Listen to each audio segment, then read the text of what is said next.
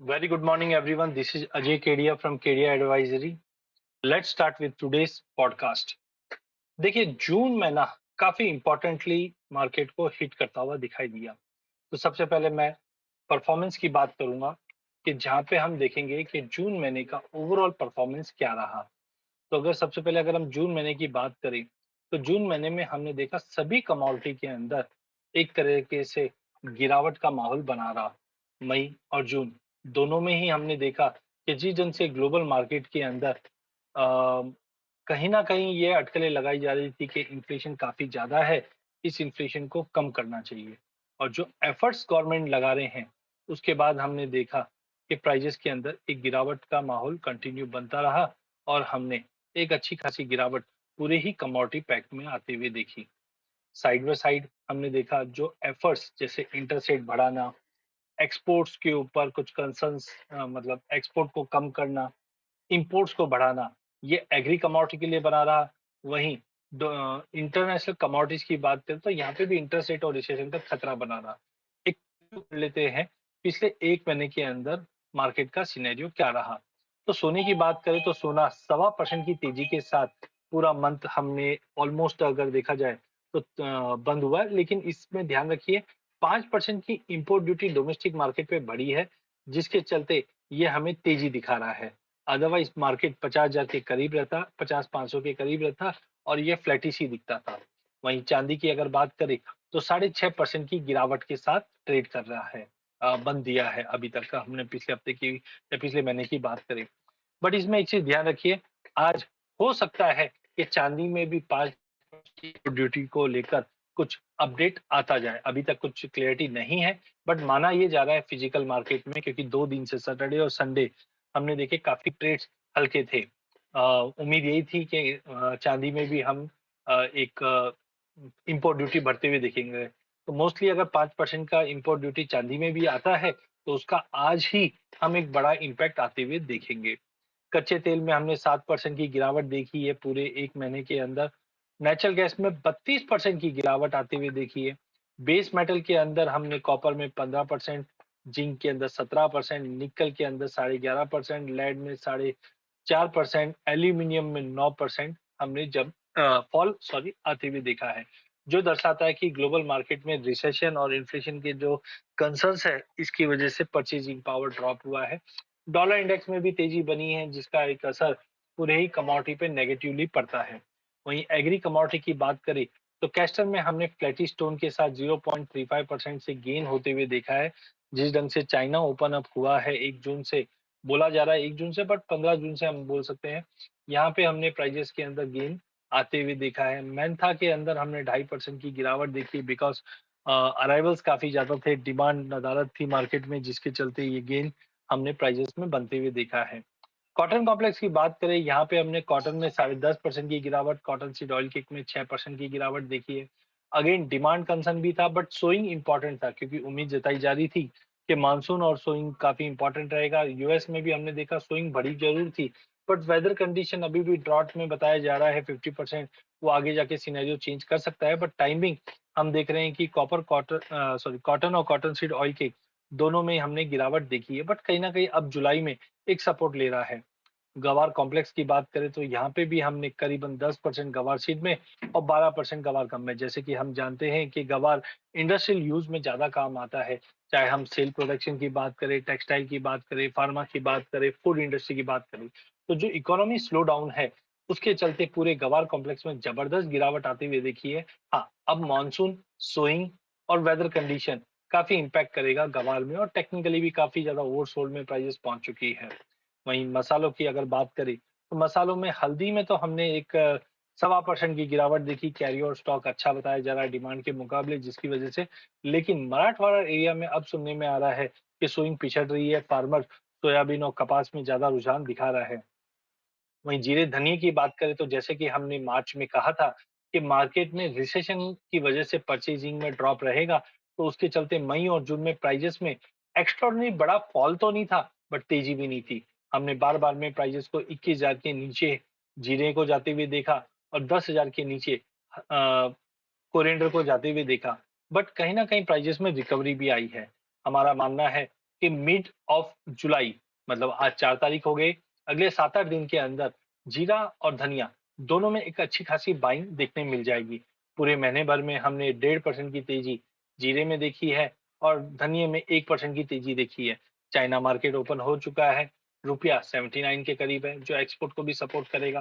Carry over stock इतना कोई खास नहीं है, जिसकी वजह से ऐसा लगे कि प्राइसेस में बहुत बड़ा फॉल आ जाए। डिमांड कंसर्न थोड़ा बहुत हो सकता है, क्योंकि मानसून में एक तरफ अराइवल ड्रॉप हो जाता है पूरी तरफ से, बट डिमांड भी थोड़ा बहुत नेगेटिव साइड रहता है, क्योंकि फेस्टिव नहीं है। पर देखना ये है कि ये जो मार्केट कंसोलिडेट किया है, देखिए कहीं ना कहीं गुंजाइश है कि 500-700 पॉइंट की गिरावट आ भी जाए तो घबराना नहीं है जुलाई में, क्योंकि जीरा और कोरिएंडर सिचुएशन या बैलेंस शीट काफी टाइट रहनी है अगले 6 महीने के लिए। और एक्सपोर्ट डिमांड जैसे से ओपन होगी, मानिए ये जबरदस्त तेजी का रूप दिखा सकता है। तो जीरा धनिये पे ध्यान रखेंगे। अब हम आ जाते हैं के ऊपर। सबसे पहले अगर हम इंटरनेशनल डेटा पॉइंट की अगर बात करें, तो आज यूएस मार्केट के अंदर हॉलिडे रहेगा इंडिपेंडेंस डे को लेकर, जिसके चलते कोई बड़ा मूव नहीं मिलेगा। जापान में हमने शेयरों में थोड़ी बहुत तेजी देखी है, जिस ढंग से कंसर्न्स तो अभी भी बने हुए ग्लोबल स्लोडाउन और ग्रोथ को लेकर, इन्फ्लेशन बढ़ रहा है, बट कहीं ना कहीं मार्केट में 3-4 दिन की जो गिरावट थी, उसके बाद मार्केट ट्रेड पॉजिटिवली करते हुआ देगा। बट वहीं अगर हैंग सेंग की बात करें, तो 180 पॉइंट की गिरावट के साथ मार्केट ट्रेड करता हुआ दिखाई दे रहा है। कमोडिटी के अंदर हम देखें तो ब्रेंट क्रूड में थोड़ी बहुत गिरावट हम आते हुए देख पा रहे हैं। प्राइसेस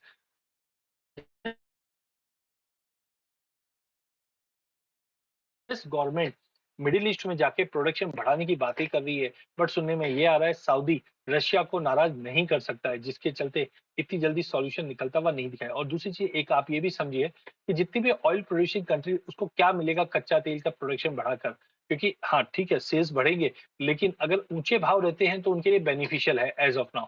तो आई थिंक मिडिल ईस्ट और जो ऑयल प्रोड्यूसिंग कंपनी है वो कोई घाई नहीं करने वाले हैं।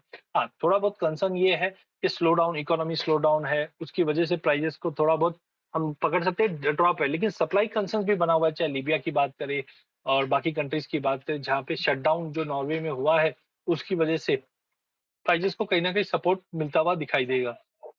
जेपी मॉर्गन की एक रिपोर्ट ये भी आई थी कि अगर रशिया अपना सप्लाई रोक देता है तो प्राइसेस $300 भी पार कर सकता है, but that is too early to say right now. Geopolitical tension में कुछ कहा नहीं जा सकता है कि क्या सिनेरियो रहेगा। तो ओवरऑल आज कच्चे तेल में थोड़ी बहुत गिरावट दिखा रहा है, बिकॉज स्लो डाउन का कंसर्न बना हुआ है। नेचुरल गैस के प्राइसेस में वापस एक रिकवरी आई है, क्योंकि पिछले हफ्तों में हमने काफी अच्छा फॉल देखा है। 3 महीनों के लो से मार्केट उभरता हुआ दिखाई दे रहा है। जिस ढंग से हमने देखा कि पिछले हफ्ते में जो गिरावट आई थी वो को लेकर आई थी, बट कहीं ना कहीं प्राइसेस अब रिकवर करने की कोशिश कर रहा है। साथ के अंदर तो बाल्टिक ड्राई इंडेक्स के अंदर अभी भी दबाव है। कॉपर हमने 17 महीने के लो पे पिछले हफ्ते में आते हुए देखा। पाम ऑयल भी हमने देखा कि प्राइसेस के अंदर 47 रिंगिट के करीब एक कहीं ना कहीं मार्केट बेस बनाता हुआ दिखाई दे रहा है। वीट के अंदर भी हमने फॉल आते हुए देखा। गोल्ड 7 हफ्तों के लो पे जाने के बाद अब रिकवर करने की पूरी कोशिश कर रहा है। अगर मैं डेटा पॉइंट की अगर बात करता हूँ, तो आज काफी इंपॉर्टेंट डेटा पॉइंट है, बट ठीक है यूएस मार्केट बंद है, बट अदर देन दैट ये हफ्ता जो रहना है वो काफी इंपॉर्टेंट रहेगा। अच्छा एक चीज और अपडेट आ रहा है कि Australia will ban Russian gold import. Ukraine का जो कंसर्न है उसके वजह से आज मॉर्निंग में ही ये अपडेट आया है कि ऑस्ट्रेलिया भी बैन करेगा रशियन गोल्ड इंपोर्ट को।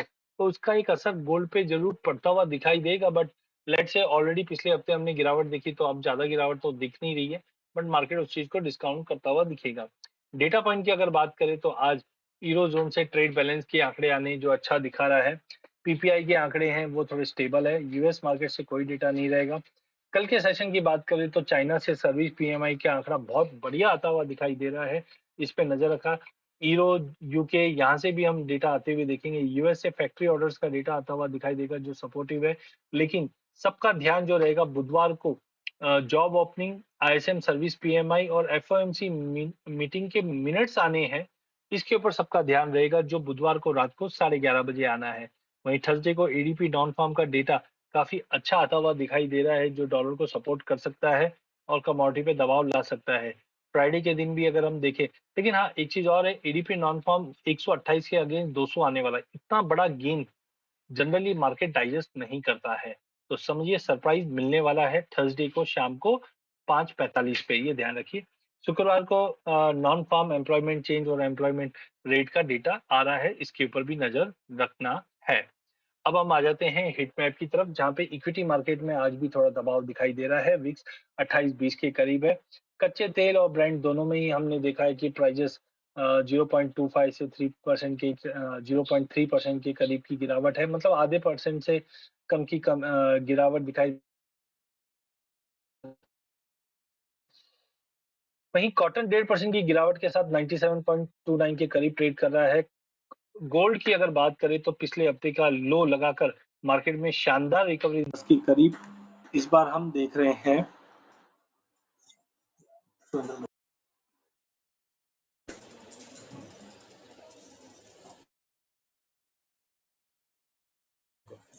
सॉरी।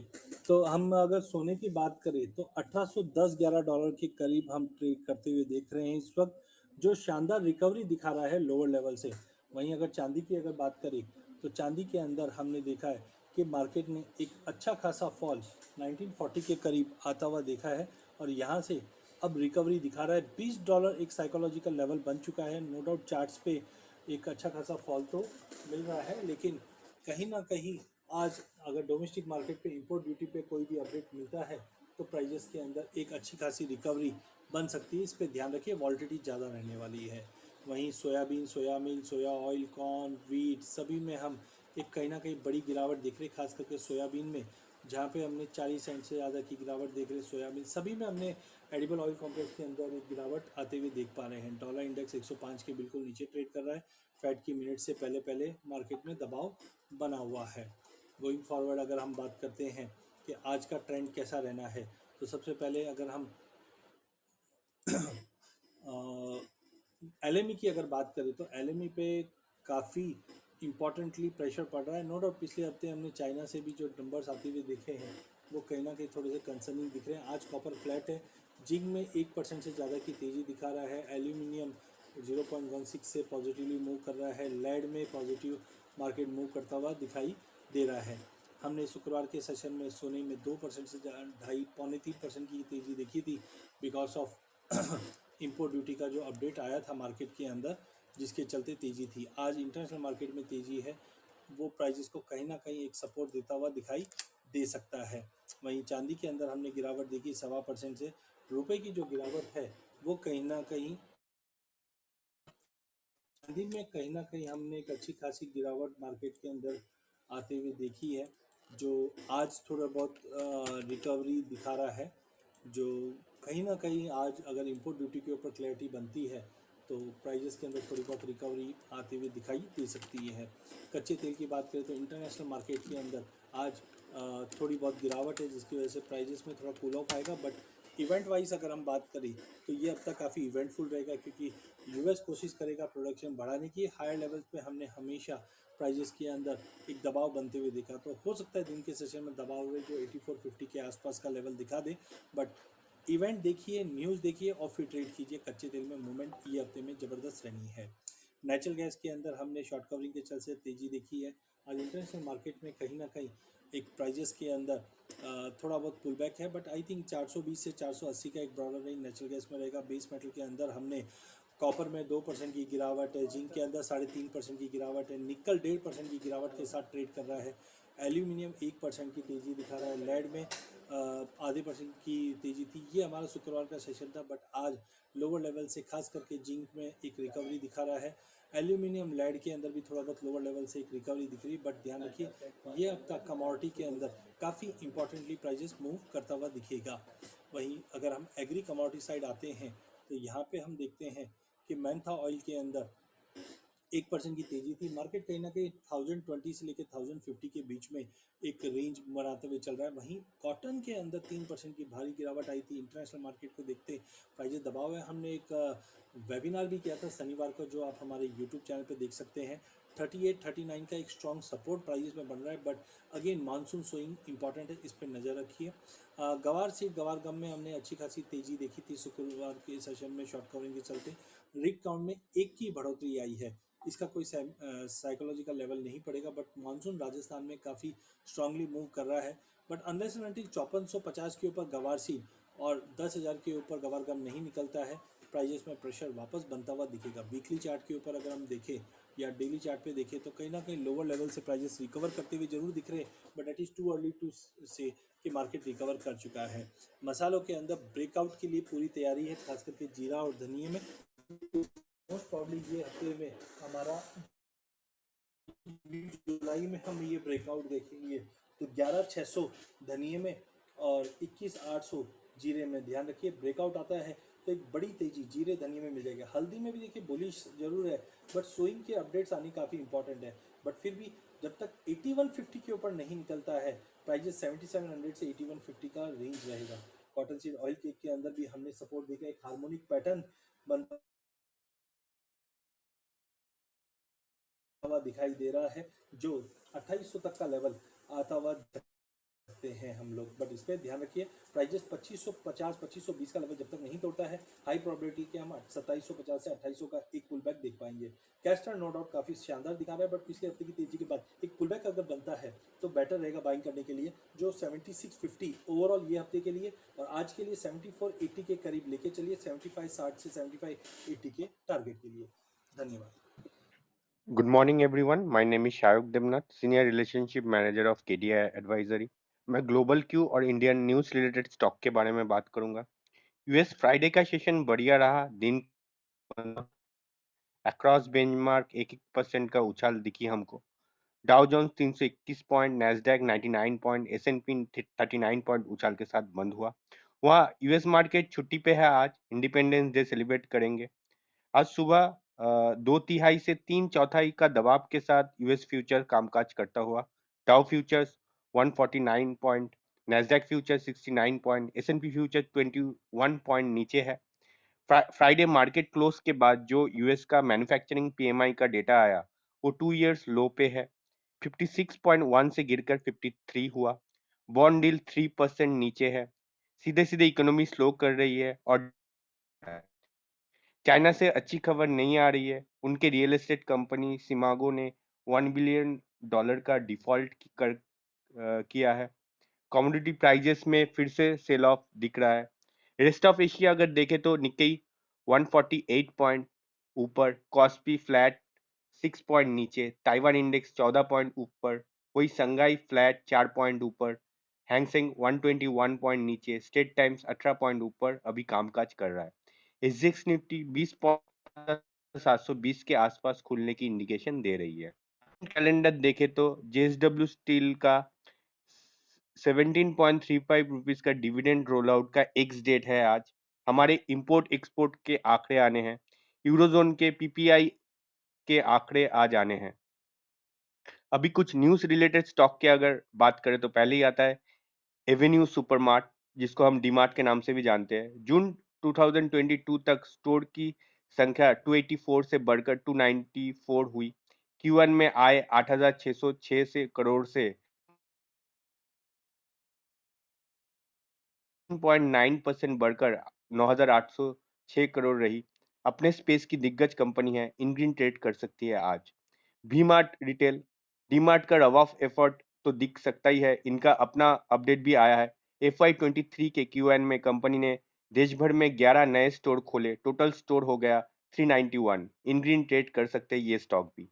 माइंडट्री और एम्फोसिस, आईटी स्पेस में डिविडेंड की एक्स डेट का 5 जुलाई, डिविडेंड रोल आउट के एक्स डेट है 5 जुलाई। शेयर में तेजी की उम्मीद है दोनों स्टॉक की। माइंडट्री 20 रुपीज का और इन्वेस्टमेंट दे रही है। इनग्रीन ट्रेड कर सकती है ये दोनों स्टॉक। अभी अगर मेटल स्पेस में आ जाते हैं तो टाटा स्टील, जेएसडब्ल्यू स्टील और जेएसपीएल 3.50% से ज्यादा गिरकर $118 तक पहुंचा आर्यन और का भाव। डिमांड साइड की भी दिक्कत है, बहुत सीवियर है। चीन जो बहुत बड़ी कंज्यूमर है, इनकी वहां पे 2008 के बाद सबसे निचले स्तर पे पहुंचा। ट्रेड कर सकती है ये तीनों स्टॉक। मेटल सेक्टर में और 3 कंपनी देखे तो हिंदुस्तान जिंक सिल्वर 52 वीक नीचे चला गया। कॉमेक्स पे भाव $20 के नीचे है। हिंदुस्तान कॉपर में देखे तो सप्लाई बढ़ने और मांग गिरने से करीब 3% गिरा कॉपर का भाव। शेयर में भी दबाव दिख सकता है। वेदांता का इनका क्रूड का भी एक कारण है, प्रोडक्शन जो करेगा क्रूड के विंडफॉल गेन टैक्स लगेगा, बाकी बुरे खबरें भी इन पे लागू होते हैं। तो इन रेट ट्रेड कर सकता है ये तीनों स्टॉक भी, हिंदुस्तान जिंक, हिंदुस्तान कॉपर और वेदांता। दीपक नाइट्रेट वडोदरा प्लांट दोबारा शुरू करने के लिए सभी जरूरी दस्तावेज दिए हैं इन्होंने। 50% कैपेसिटी के साथ प्लांट रिज्यूम की जाएगी, अच्छी खबर है, इंडियन ट्रेड कर सकती है ये स्टॉक। इंटरग्लोब एविएशन स्टाफ % उड़ानों में हुई देरी, डिमांड बहुत ज़्यादा है, कॉस्ट बहुत तेज़ी से बढ़ रही है, डॉलर की महंगा होने इनके लिए और ज़्यादा दिक्कत दिख रही है, इंट्रेड ट्रेड कर सकती है ये स्टॉक भी। स्टॉक रिलेटेड इतना ही न्यूज़ है मेरे पास, और न्यूज़ के लिए हमारे साइट में रजिस्टर कीजिए। उसके साथ साथ हमारे social media platform Facebook, Twitter, LinkedIn और इंस्टाग्राम में हमें फॉलो कीजिए। सुबह सुबह हमारे साथ जुड़ने के लिए धन्यवाद।